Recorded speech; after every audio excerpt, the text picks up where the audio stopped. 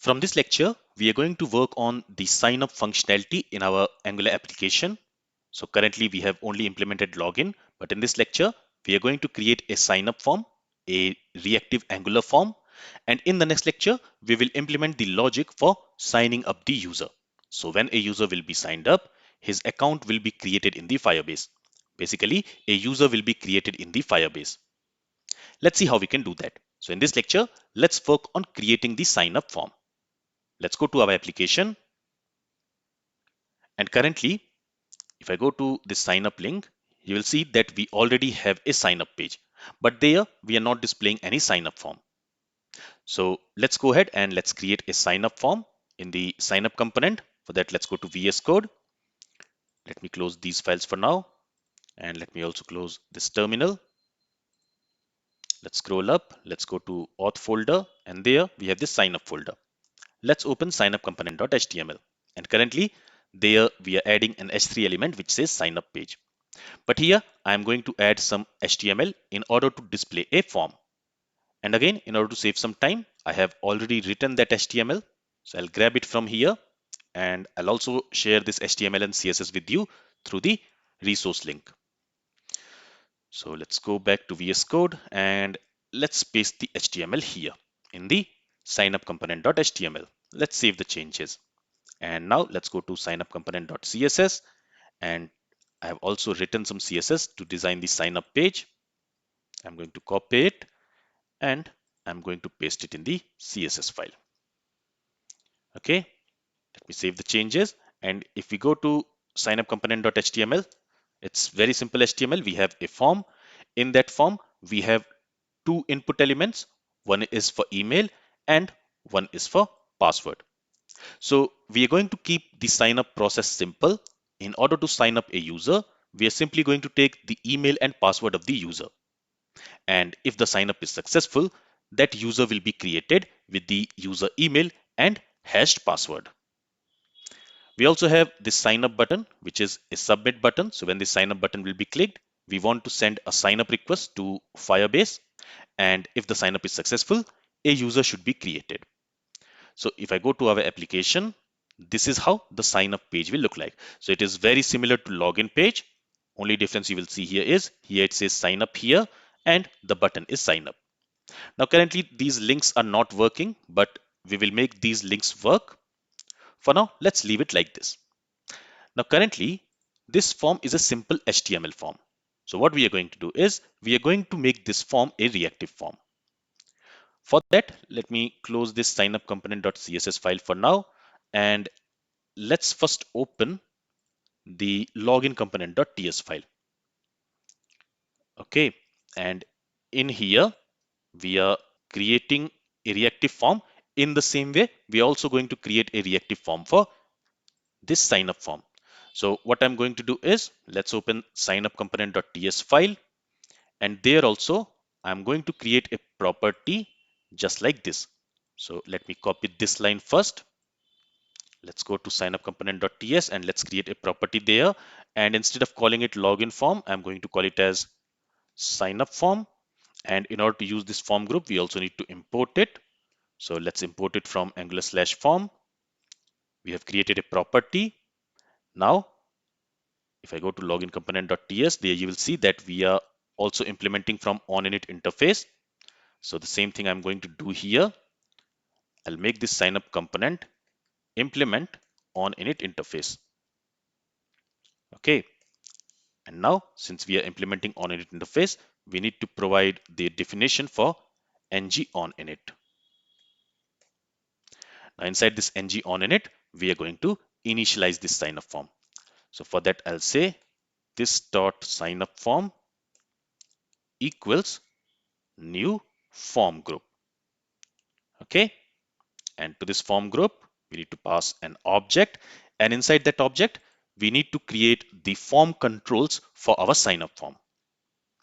Again, we are going to write the same logic which we have written in the login component. So here also we only want to have an email field and password field. And I'm going to copy this actually. Okay.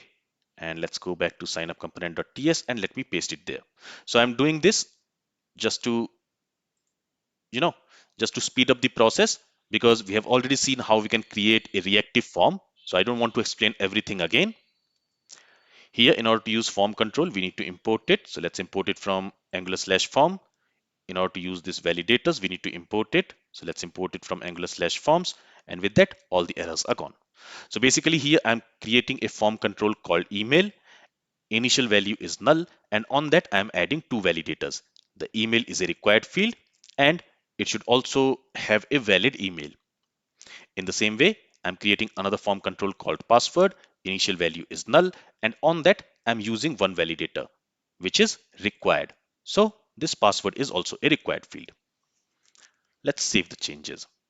Now what we need to do is, let's go to signupComponent.html, and here, first of all, we need to use form group name on this form, and to that we need to assign this sign up form. All right. Next, on these input elements, we need to add form control name. So this is a directive, and to this we are going to assign the control which we want to bind with this input element. So here I want to bind the email control with this input element. Let me copy this line, and let's do the same for password. So on this password input field also, I'm going to use form control name directive, and I want to bind this password input with the password field. Okay, with the password form control. Next, what we need to do is, when the sign up button will be clicked, it is going to emit ngSubmit event.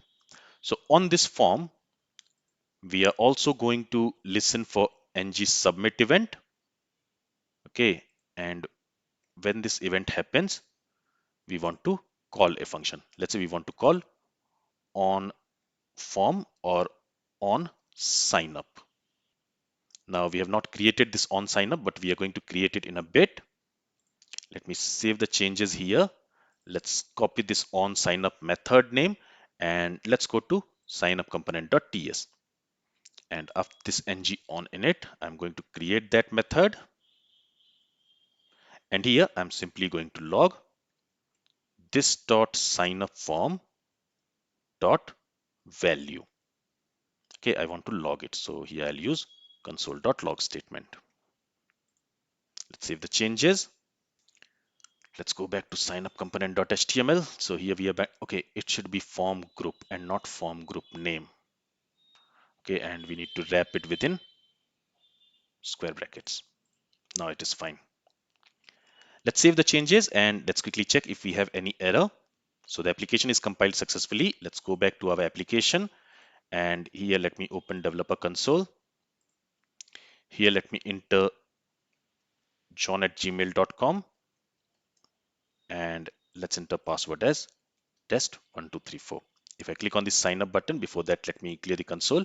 If I click on the sign up button, you will see that the value object has been logged, where we have the email and the password.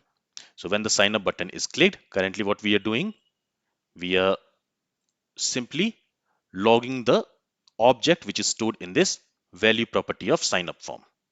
So basically we are logging the value object. So using this value object, we are going to read the values entered in the email and password field. But for now, let's keep this console.log statement. And one more thing which I'm going to do is, let me scroll down, and here we also have this validate email and this validate password. So we also want to validate the email and password in the sign up form. So I'm going to copy these two methods from here. So I want to have the same validation. So I'm just going to copy it from here, and let's go to signupComponent.ts, and I'm going to paste it here. And here it should be sign up form. And if I scroll up, here also it should be sign up form. So I hope all this is clear. Okay. Now we are going to use these methods in the form. For that, let me open login component.html and let's see how we are using it. So if you see here, we have created a div where we are displaying the validation error messages for email and password. So let me copy this div from here.